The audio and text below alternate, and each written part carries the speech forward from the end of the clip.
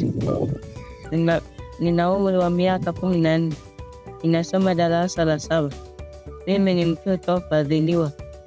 Karibuni muone vitu vilivyofanyika katika jamii yetu ya Malangali. Kwa majina naitwa Magdalena. Nashukuru sana World Vision imeweza kutuletea maji safi na salama kwa ajili ya matumizi. Kabla World Vision ilipokuwa bado hajatufikia, tulikuwa tunatifuata maji sehemu za mbali ambako tulikuwa tunapata maji ambayo sio safi na salama kwa ajili ya matumizi. Tunashukuru sana World Vision kwa kuletea msaada huu.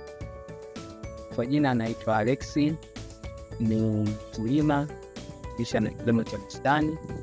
Ni shukuru shirika la World Vision kwa kunipa mafunzo ya mtazamo chanya ya jinsi ya kilimo. Baada ya kupata mafunzo ya mtazamo chanya ya kutumia rasilimali nazo ili kujiongezea kipato. Hiyo kwa sasa ninalima na nanikidhi mahitaji ya kila siku na ninahudumia familia. Asante sana.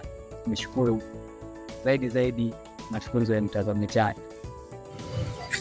Naitwa Messi, nasoma shule ya msingi, darasa la 6, miaka 11. Tunashukuru World Vision kwa kuwa umetuletea hizi ndoo. Hizi ndoo zinatukinga na maradhi mbalimbali. Wakati wa kula, kabla ya kula inatakiwa unawe mikono. Hizi ndoo zinatusaidia kwa kuwa usiponawa mikono inakuletea madhara mbalimbali. Kama vile unaweza kaumwa tumbo, ukaharisha kwa sababu haujanawa mikono. Ile mikono unaweza kuwa umeshika kitu. Sana. Kwa jina naitwa Mwalimu Baraka. Katika shule hii nina umri wa miaka 34. Katika shule hii changamoto tulionayo, moja ni vyumba vya madarasa. Chumba kimoja wanakalia watoto 120, ndio inaleta upungufu pia kwa madarasa. Kwa hiyo tunaomba tusaidie. Asante. Kwa jina naitwa Musa, nahudumia watoto wadogo wenye umri 0 mpaka miaka 5, yani kwa maana ndio ngazi ya jamii.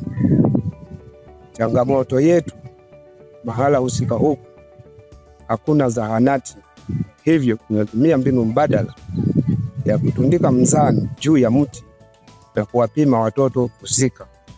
Na kingine changamoto iliyopo ni usafiri. Kwa hiyo tunatumia mbinu tu nyingine mpaka kufika mahala husika. Mimi naitwa Zaiba. Nashukuru sana shirika la World Vision kwa kutupatia vifaa vya kunawia, madaftari, peni na ndoo za kunawia. Mimi na miaka 13. Mimi ni mfadhiliwa. Habari wafadhili.